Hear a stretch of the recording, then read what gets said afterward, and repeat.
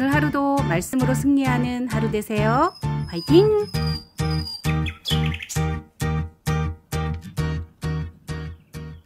제 26장.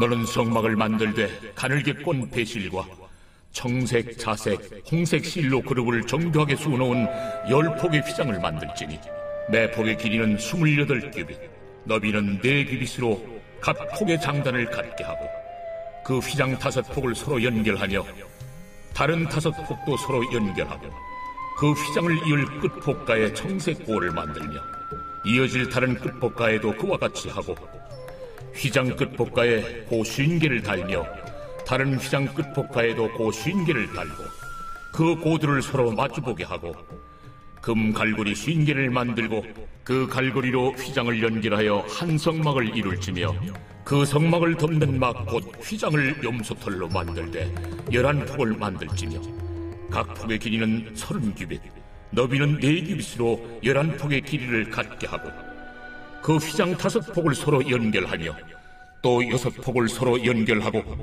그 6째 폭 절반은 성막 전면에 접어들이우고 휘장을 이을 끝폭가에 고 50개를 달며 다른 이을 끝폭가에도 고 50개를 달고 놋 갈고리 50개를 만들고 그 갈고리로 그 고를 꿰어 연결하여 한 막이 되게 하고 그 막 곧 휘장의 그 나머지 반폭은 성막 뒤에 늘어뜨리고 막 곧 휘장의 길이에 남은 것은 이쪽에 1규빗 저쪽에 1규빗씩 성막 좌우 양쪽에 덮어 늘어뜨리고 붉은 물들인 순양의 가죽으로 막의 덮개를 만들고 해달의 가죽으로 그 윗덮개를 만들지니라. 너는 조각목으로 성막을 위하여 널판을 만들어 세우되 각 판의 길이는 10규빗, 너비는 1규빗 반으로 하고 각 판에 2척씩 내어 서로 연결하게 하되 너는 성막 널판을 다 그와 같이 하라.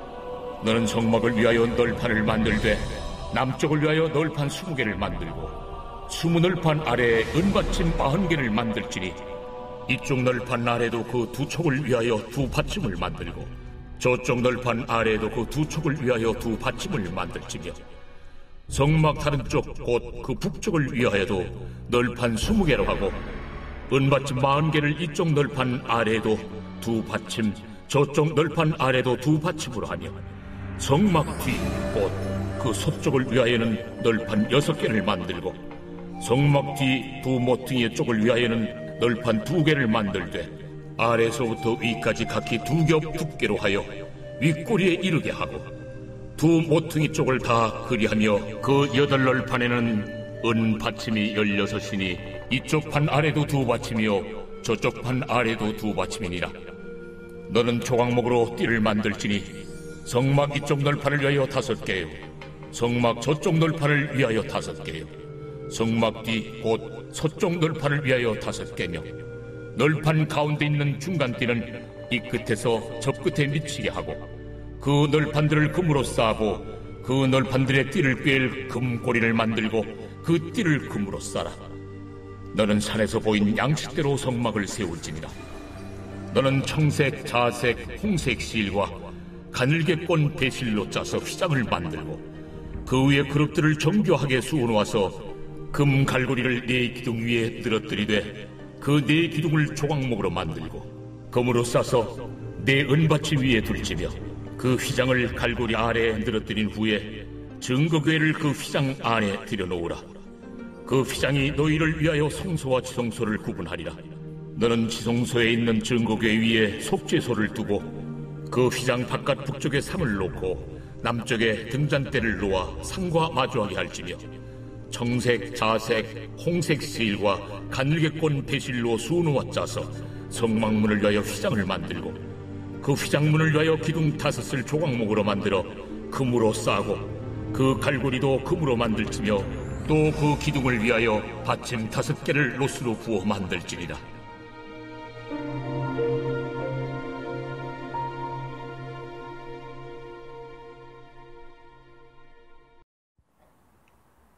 할렐루야. 오늘 참으로 좋은 날입니다.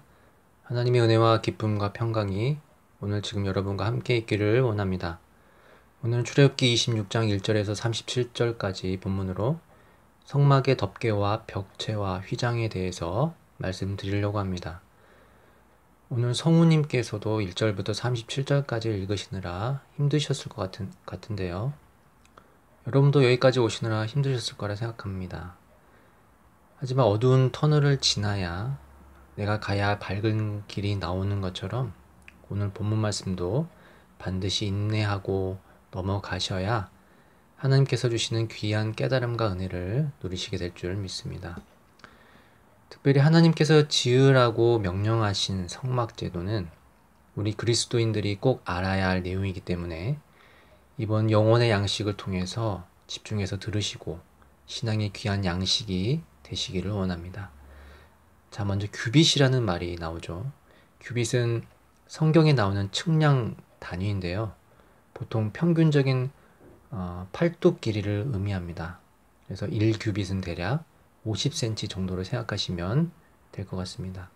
일단 오늘 본문에서 치수 이야기가 많이 나오니까 궁금하실 것 같아서 먼저 알려드리고요. 일단은 이 고난의 늪에서 조금 헤엄쳐 나와서 전체적인 상황을 조망해보고 다시 들어가 보도록 하겠습니다. 지금 우리가 서 있는 이곳은 출애굽기입니다. 좀 놀라시는 분도 계실 텐데요.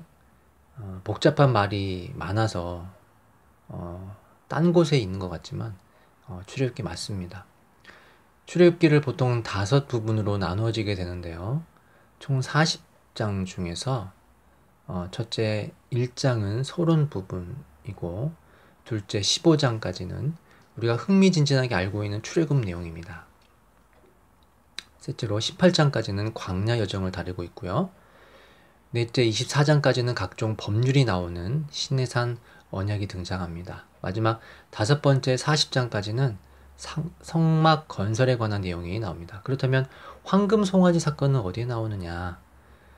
마지막 5번째 성막 이야기 사이에 32절에서 34장까지 꼭 샌드위치처럼 그 사이에 쏙 넣어 기록해주고 있습니다.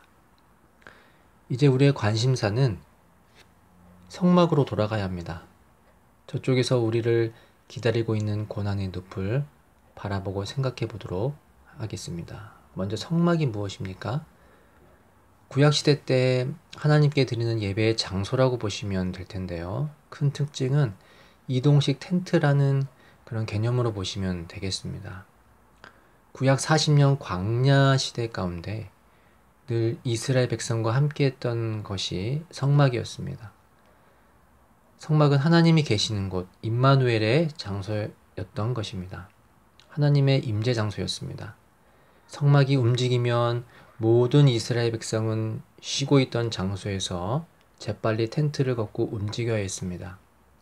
이때가 이스라엘 백성이 출발할 때입니다. 조금 더 쉬고 싶고 더 안주하고 싶지만 가야 했습니다. 이에 대해 불평하고 원망하고 가지 않는다면 어떻게 되겠습니까? 아마 광야에서 맹수들의 먹이가 되거나 광야의 추위와 더위에 견디기 힘들었을 것입니다. 오직 그들은 성막만 바라보고 살았습니다. 하나님의 움직이심에 따라 함께 걸어갈 때 그 안에 진정한 자유함이 있고 기쁨과 샬롬이 있었던 것입니다. 여러분 힘들고 어려운 광야 같은 지금의 상황 가운데 여러분 지금 어디를 바라보며 어디를 향해 나아가고 있습니까? 하나님 안에 그 상황에 정답이 있습니다. 하나님께 집중하며 민첩하게 행동하십시오. 일어나야 할 때 단호하게 일어나십시오. 그리고 힘차게 나아가십시오. 그것이 하나님과 임마누엘 복을 누리는 그렇게 살아가는 성도들의 의무이며 참된 모습인 줄 믿습니다. 두 번째 우리가 성막을 통해 알아야 할 것은 거룩성의 차등 현상입니다. 하나님은 우리와 가까이 함에 있어서는 임마누엘의 축복을 주셨습니다. 야고보서 4장 8절 말씀에 하나님을 가까이 하라 그리하면 너희를 가까이 하시리라고 말씀하십니다. 하지만 거룩함에 있어서는 철저함을 하나님은 성막을 통해 보여주셨습니다. 우리는 성막을 통해서 반드시 알아야 할 것은 하나님은 거룩하신 분이고 하나님을 가까이 하려는 우리 역시 거룩해야 한다는 것입니다. 하나님은 임재와 가까운 곳일수록 더 귀한 재료를 사용하도록 하셨습니다. 오늘 본문에 나오는 성막만 해도 그렇습니다. 4가지 천으로 덮여져 있는데요. 첫 번째 성막의 재료는 가늘게 꼰 배실에 청색, 자색, 홍색 실로 그룹을 정교하게 수놓은 천을 사용하였다라고 기록하고 있습니다. 이는 아주 비싼 염료로 사용하여 염색된 실로 만든 천입니다. 두 번째, 그 위에 덮었던 막은 염소털로 만든 천이었습니다. 그 위에 붉은 염색된 수양 가죽, 그리고 마지막으로 윗덮개는 타하시, 한글 성경에는 해달로 번역된 가죽으로 덮였던 것이었습니다. 이러한 차등 현상은 성막의 다른 구성물들의 경우에도 다 적용이 되고 있는데, 이것을 염두에 두시고 나머지 물건을 보시면 이해하시는데 조금이나마 도움이 되실 것입니다. 또한 이러한 현상은 재료 외의 다른 요소들에게도 드러납니다. 일례로 성막은 지성소와 성소, 뜰의 3중 구조로 되어 있는데요. 이 각각의 장소에 다가갈 수 있는 사람은 차등적으로 제한이 되어 있었습니다. 우선 일반 백성은 성막에서 바깥 뜰까지만 다가갈 수 있었습니다. 성소는 주로 제사장들만 다가갈 수 있었고, 경우에 따라서는 레위인들도 특별한 사역을 위해 접근할 수 있었습니다.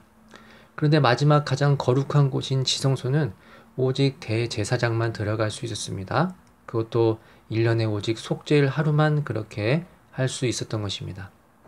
왜 하나님께서 이런 구분을 두셨는지, 하나님께서 차별하기 위해서 그랬는지 생각할 수도 있지만, 하나님께서는 거룩 그 자체이시고 거룩의 원천임을 상징적으로 말씀해 주시기 위함이었던 것입니다.